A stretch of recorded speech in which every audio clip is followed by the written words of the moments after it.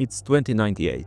The left finally won and has established a new world government. Diversity in production is deemed wasteful. A car is just a mode of transportation. Using it as a status symbol or for personal expression is considered illegal. All the people drive the same car manufactured solely by the government. It's not beautiful nor ugly, but purposely bland. Its rounded form has no sharp lines, its materials standardized for mass production and ease of recycling. It represents centuries of optimization, peak aerodynamics, peak energy efficiency and peak safety. The government's engineers insist that no further improvements can be made, as this is as good as a car can get. The interior is the same story. Each cabin is identical, offering ergonomic seating and a big screen. The only thing you have a choice over is the software shown on the screen. The old car makers now are just some software providers that outsource all the development to India. And yes, even in 2098, India hasn't changed a bit. Car reviews are no longer about how the car looks, the interior or how it drives. All the proper car reviewers are jailed because they didn't support the vision of the government. Now the only reviewers are some guys on LinkedIn who let their wives bang other dudes because it gives them a different perspective on how to run their shitty startup. The only talking points of these reviews are the user interface, how many gigabytes of RAM the ECU has, and what sort of AI it can run. Every feature of the car is a subscription. Want to roll down the windows? That will be $2 a month. Heated seats? Another $10. Even turn signals are locked behind a paywall, unless you are using BMW software. Yeah, I know, the future is weird. This may sound a bit dystopian, but it's exactly where the car industry is heading. Automakers are shifting from selling you a complete product to selling you features that are already built into your car, but locked behind paywalls. You have BMW making heated seats a subscription, Volkswagen locking horsepower by the paywall, and Mercedes restricting how much the rear wheels can steer unless you pay for a higher trim. You have to pay thousands of dollars for an option that just changes the value of a variable in the ECU, even though the car already has the necessary hardware. With each new car release, manufacturers are increasingly prioritizing software, screens and digital interfaces, turning vehicles into fully connected platforms. Large infotainment screens, digital dashboards and touch-based controls are now standard, while features like AI-assisted driving, over-the-air updates and seamless smartphone integration are becoming key selling points. Even the supposed ultimate driving machine has gone the same path. Their new releases focus being less about driving and more about the user interface, which basically means a bigger screen and a better chip to run the software. Even in the reveal of the new electric M3, which is supposed to be the future of BMW, the main talking point was the Heart of Joy, which promises to give the car great driving dynamics and higher engagement. What even is this Heart of Joy, you may ask? It's not some mechanical innovation or breakthrough in chassis tuning. It's just a faster CPU that will handle all the car electronics into a single unified control system. In other words, BMW's promise of driver engagement now comes down to software optimization. When you consider all of this, what I said at the beginning may not sound that crazy. There may actually come a time when car manufacturing becomes so streamlined and efficient that the only difference between two cars will be the software. We are already starting to see this happen with electric cars. No matter the brand, Tesla, BMW, Hyundai or Mercedes, they all kind of drive the same. Electric motors are incredibly smooth and quiet, but they also make it really hard to give each car its own character or feel.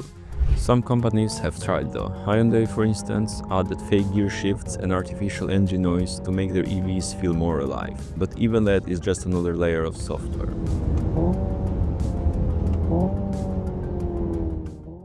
Don't get me wrong though, I'm not one of those I want all cars to feel raw nerds. I just don't like gimmicky software. Like, why the fuck would I want to play Angry Birds on the S-Class? Actual purposeful software has been the biggest blessing to the car industry.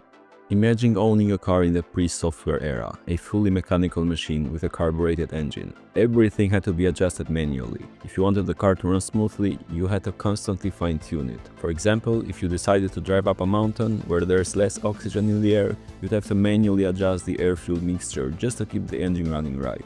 With the introduction of software-controlled engines, these adjustments were handled automatically by the ECU. With information from different sensors, the ECU adjusts everything dynamically. What all of this meant is that the cars were more efficient, way more powerful, cleaner and more reliable than cars with carbureted engines. Of course, this came with a trade-off. These new engines were much more complex. They had dozens of electronic components and sensors, which made them harder to work on for the average person. And how to solve problems caused by software and electronics? By adding some more software and electronics, of course. All the information that the ECU had was now made available through a standardized interface called the onboard diagnostics, or as we know it, OBD. You no longer had to diagnose a car by hearing or feeling the engine, and then swapping parts until the problem was solved. What used to take hours of guesswork could now be pinpointed in seconds. Software didn't just make cars smarter, it made owning and maintaining them much easier.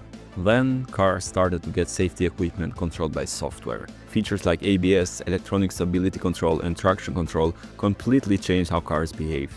Suddenly, cars became safer, more predictable, and easier to handle in all kinds of conditions. The same kind of people who now complain about modern steering feel were probably saying stuff like, "If your brakes lock, you should accept death, since you don't know how to drive a car. All these electronics are ruining the driving experience. A real man loses control of the car and crashes into a fucking tree." Jokes aside, everyone today agrees that this kind of software made cars objectively better. Then came screens. At first, they were small, simple, and actually useful, mostly for navigation or controlling the radio. One of the coolest early examples was the R34 Nissan GT-R. It had a screen that showed live performance data, things like boost pressure, oil temperature, and lap times. It wasn't just a flashy gimmick, it was a genuine performance tool that gave drivers real-time insight into their car while pushing it to the limit. That's what made those early screen implementations great. They were functional, purposeful, and felt futuristic without being intrusive. Unfortunately, that didn't last long. As technology evolved, manufacturers started cramming more and more features into those screens. And that's when the first real signs of over-softwareization began. The 2001 BMW 7 Series marked a turning point in car design. It was the first production car to feature what we now consider the modern infotainment system. Instead of using physical buttons and knobs for everything, BMW introduced a screen that controlled most of the car's entertainment and even some of its climate functions. If you wanted to change your radio station or adjust where the air was blowing, you couldn't just press a button anymore. You had to navigate through menus using what BMW calls iDrive. At the time, it was controversial as it made simple tasks unnecessarily complicated, but it also gave the 7 Series something the competition didn't have: a super clean, futuristic interior. Compared to the button-heavy dashboards of Mercedes and Audi, the BMW looked like it came from the future. And let's be honest, most people love shiny things, even though it compromises practicality. This design philosophy completely reshaped the automotive world. Over the next 2 decades, nearly every car interior followed the same layout: a gauge cluster behind the steering wheel, a large infotainment screen right next to it, and a smaller set of physical buttons for essentials like climate control. As years went by, software became more central to car design than ever before. Touchscreens kept getting bigger, brighter, and sharper, but also started taking over more and more of the car's core functions. At first, it seemed cool. Having a big touchscreen in your car made it feel advanced, but slowly, physical buttons started disappearing. Cars began to look cleaner and more futuristic, but also far less practical to use. More importantly, advanced driver assistance systems started becoming mainstream. Features like adaptive cruise control, lane keeping assistance, and automatic emergency braking meant that the car could now handle most driving tasks by itself. It could steer, brake, and maintain distance from other vehicles, all by processing information from sensors, cameras, and radar. Recently, everyone has been complaining about the climate controls being integrated into a touchscreen in most new cars, and many of you believe that this is the ultimate over-softwareization. Unfortunately, it's not even close to what's about to come.